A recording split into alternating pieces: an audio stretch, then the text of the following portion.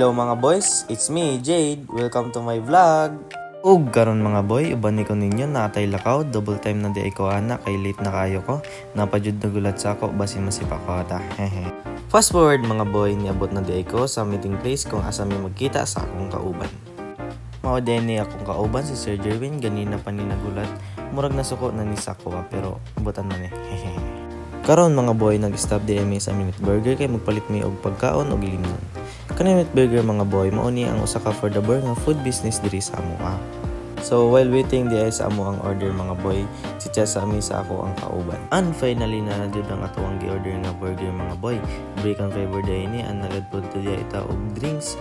So total sa ako ang gi-order mga boy is 150 pesos na patay sukli nga 50 pesos kaya to ang cash is 200.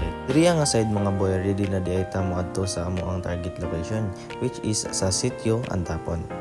Fast forward mga boy, niabot na jud mi sa Sitio Antapon, kauban gyapon nako si Sir Jerwin. Paparking na di mi sa amo sakyanan na 2 wheels. Kana mga boy, nangita na dayon mi og spot kung asa mi maglingkod ni Sir Jerwin. So mao di ni ang spot. Kani di ay nga area mga boy, ang nagpuyo kay na maligya og coffee kay layo ra pod kayo kung pababata. Ang coffee nga ato gipalit mga boy is worth of 15 pesos ang usa kay naamantay kauban, so total og 30 pesos ang duha. Mao day ni ang view mga boy, very relaxing. Kaon sa mi mga boy kay gutom na kaayo.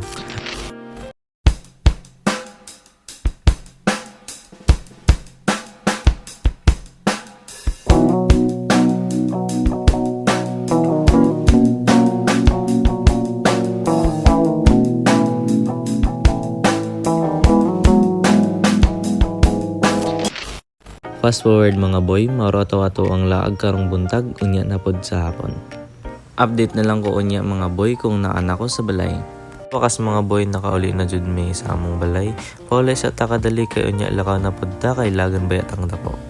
Diri ang mga boy, nakapahulay naman ko, maligo sa ako kay hatra kaayo ko.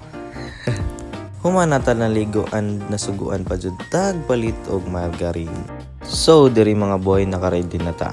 Mupalit na lang po di ay ko ug ko kay lami kayo inom.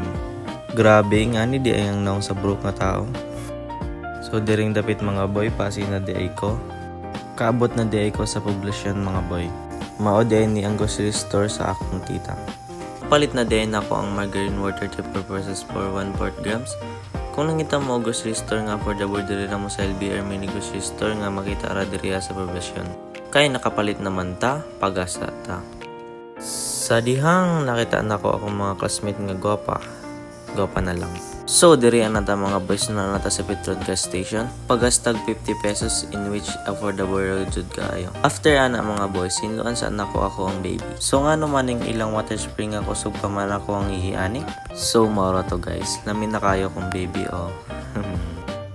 And before tamo uli, hapit sa tag ko, worth of 45 pesos for 1 liter. So dari mga boys, nakauli na ko, pahulay na pod ta kay mulaag na pod taon niya. And karon mga boys, nakalaag na pod ko. So nagpagas na pod day ko og 100 pesos diri sa sea oil which is barato ra gyapon ilang gas.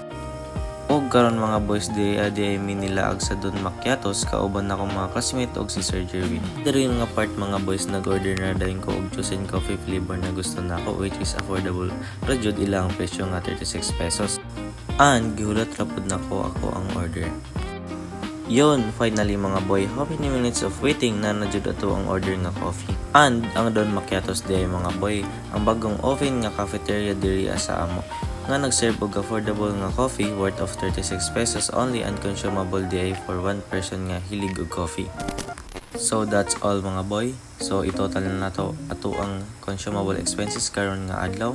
So ang ato ang expenses sa buntag is total of 180 and sa hapon is total of 124 and sa gabi na atay total of 136. Overall total is consumable expenses for today is 440 pesos. Ang total consumable expenses is a way to help farmers, workers, and vendors sa tanan consumable products nga akong gi-purchase. Usapod nga rason nga makatabang ko is to buy and promote sa ilang mga product kung unsa ka affordable and consumable. And that's my total consumer expenses for weekend kay laagan man ta. Ang pagkonsumo sa mga palitunon usa ka timailya sa maayo nga pundasyon sa usa ka business. Usa ka reason nga nung magkonsumo ay ang maong pagtigom sa tama ug paggasa sa usa ka importansya sa pamalitunon ug pagtabang na usad sa mga farmer. So, thank you mga boys sa pagtanaw sa akong daily expenses vlog. I hope you learned something. Kana lang mga boy, unta makamove on ako. Bye-bye!